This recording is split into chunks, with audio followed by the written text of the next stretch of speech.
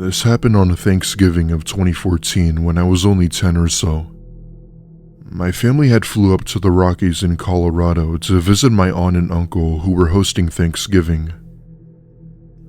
We had family flying out all around the country, my grandparents, cousins, friends, siblings, and even extended family. With there being so many people, my aunt and uncle made 2 turkeys, as well as several stuffings and green bean casseroles. Needless to say, we had enough food for an army, but we sure as hell weren't complaining.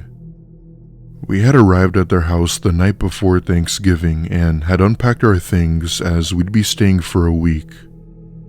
Anyway, Thanksgiving comes around and we start to get everything ready for the festive holiday. Everyone had begun to arrive a few hours before we ate to just sort of catch up and stuff. After we had ate with all of our faces stuffed, one of my uncles suggested to us kids that we go play flashlight tag out in the woods. Every year, some of us had played this game as our little holiday tradition to do for the kids. That being said, after dinner, my uncle leads us outside where he hands each of us a flashlight and goes over the rules. Now, my aunt and uncle live in a small town in the middle of nowhere, so the house was pretty isolated. Because of this, my uncle had said that we could hide anywhere but to not go beyond the big tree. He gives us a minute to go hide, and once we do, he fired off a single gunshot to let us know that he was coming to find us. I had basically buried myself in the snow, as that was definitely the last place someone would check. I'd say I hid there for a good 15 minutes or so while hearing multiple people being found by my dad and uncle. As I came to the realization that I might win, I hear heavy footsteps in the snow approach me. I hold my breath for a good minute to try and not make any noise. However, the footsteps continued, coming to a stop right in front of me. Just as I was about to give up, I then hear an unfamiliar voice say, "I see you hiding, kid." A chill ran down my spine as I wiped off some snow and saw this older looking man I had never seen before. I didn't feel threatened, just very uncomfortable, and I took that chance to run in the opposite direction and hid behind a tree. Thankfully, I didn't see him, and that's when I hear my name being called and see that everyone is back at the house. Figuring something was wrong, I run out and my mom hugs me and asks if I'm okay. Apparently, the sheriff had come by to report a man that was wanted for murder and that everyone should stay indoors. Being the dumb 10-year-old I was, I for some reason made the decision to not tell anyone about what had happened in the woods. For all I know, he might have just been some guy and not the person they were looking for. The rest of the night went smoothly with no problems, and nobody has ever seen the man since. As I got older, however, I became a little more wise that the chances of him being the person of interest was all too likely. Of course, I had eventually told my parents years later, but there wasn't much they could do about it now. As far as we know, he was never caught and hadn't been seen or heard from since, claimed my uncle. If that's true though, it means he's still out there, and that's a very concerning thing to know.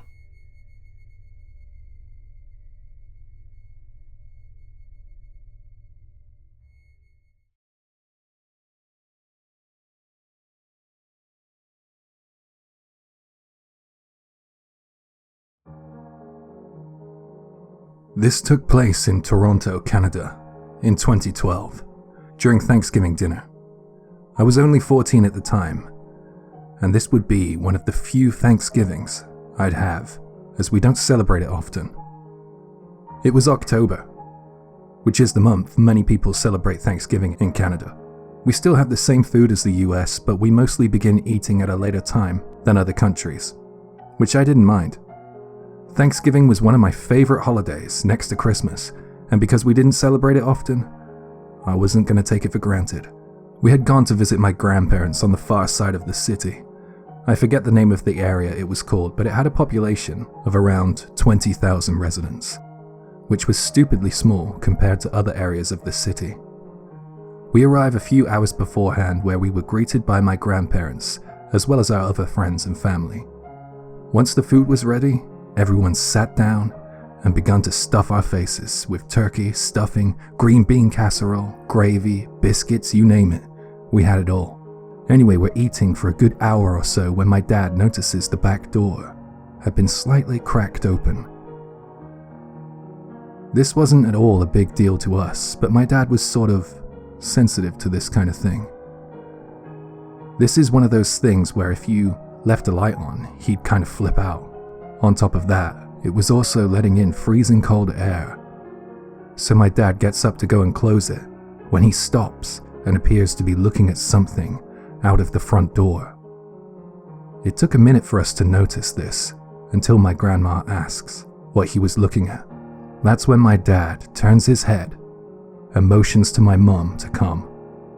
At this point, we're all very confused. And the second my mum sees what he's looking at, she lets out a slight gasp. My dad then asks if anyone had been out back recently, to which we all say no. That was when my dad tells us that he saw fresh shoe prints in the snow right outside the door. This was weird, as my grandparents had said that the door always stays locked and that no one was ever out there. We all came to the realization that there was someone watching us and knew we were all here. At one point, a few of my younger cousins start to panic as my dad said this, and they begin crying. He had a history of things like this, so when they began to cry, we comforted them, telling them that everything would be okay. Fortunately, that seemed to get them to relax, and we got back to eating, trying to take our mind off of it. After we all finished eating, and having enjoyed a nice holiday meal, we all go to the living room, where we had watched the movie Patriot. At some point during the movie, my mum gets up and goes outside for a cigarette. She says she's going to be right back. If you've ever grown up with a smoker in the house, you're probably familiar with this all too much. Long story short, we're watching the movie, and right around the time where the movie got a little less interesting, I remember just how tired I was. However, not even a minute after, the scream of my mum from outside made me feel more awake than I've ever been. This made everyone sit bolt upright, and I saw my mum come in, nearly crying. She had said that she was smoking on the chair when she saw a man looking up at her beside a tree. What spooked her the most was that the person she had apparently seen didn't have a face, even though there was a lamppost near to where he was. He wore what looked like a hat and coat, and seemed to be holding something in his hand. She couldn't see what it was, but she didn't want to know. That was when my grandpa ran to his closet to get out his hunting rifle and ran outside yelling like a madman, telling whoever it was to leave us alone and that he wouldn't hesitate to blow his brains out. There was a long pause before we heard the sound of Grandpa grunt and my uncle and my dad go outside and see that he had been hit in the nose. He had bled a little, but he wasn't the type to take shit from anyone, and he fired a warning shot. This seemed to scare whoever it was away, but my grandpa had to get treatment for his nose. This made my blood boil in anger. Who punches an elderly person in the face, I thought. My grandpa said that he didn't remember what the man looked like, as it was too dark to see his face. Mind you, it happened in an instant, so he wasn't able to see him clearly. Later that week, my grandparents had went out to install a full security system in the house. Thankfully, they hadn't seen him again, but they did find evidence of their electrical box being tampered with, but they aren't sure if it was him or possibly a bear. However, they ruled out bears, as even though they were near the woods, there weren't many bears that came around. My grandparents are doing fine now, but they always come to visit us for Thanksgiving, as they just couldn't shake off the paranoia from that one year. It was disappointing as Thanksgiving was one of my favorite holidays, and because of this, I'll never look at it the same way as I once did. It's sad to think that one person could ruin such a nice holiday. We had since referred to him as the Thanksgiving Stalker. I hope I never see him again.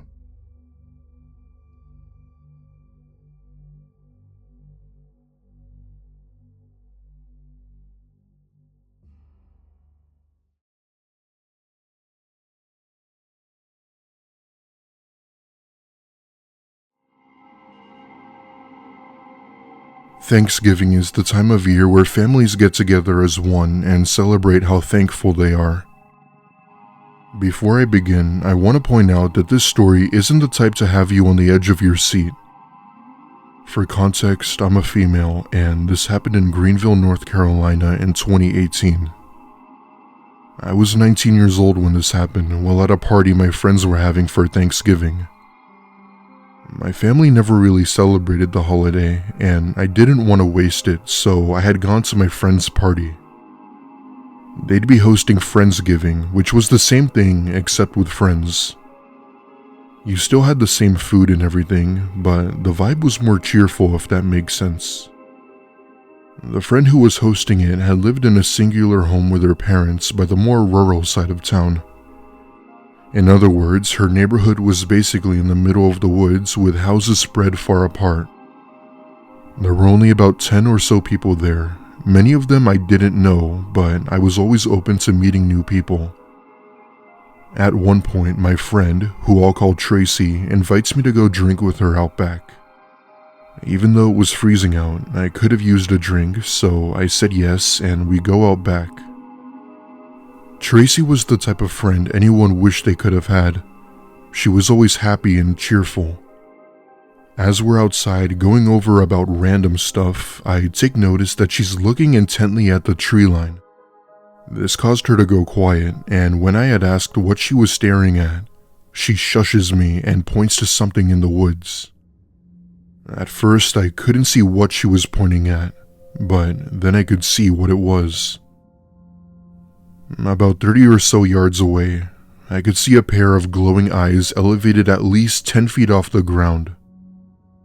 Whatever it was clearly something staring at us, and we both start to get chills. All the while, Tracy is getting out her phone trying to snap a photo of it, but the camera didn't even show the eyes. It's way too dark to see just what this thing was, but whatever it was massive. I thought about getting the rest of our friends out here, but I was just in utter shock to do anything. Minutes felt like hours as this creature just stared intently at us before we see it turn around, making this loud thump. We stay on the back porch for another good minute or so, listening as this creature moves through the forest, breaking branches and leaves. Whatever animal or creature that was let out a deep, menacing roar that rang out for miles.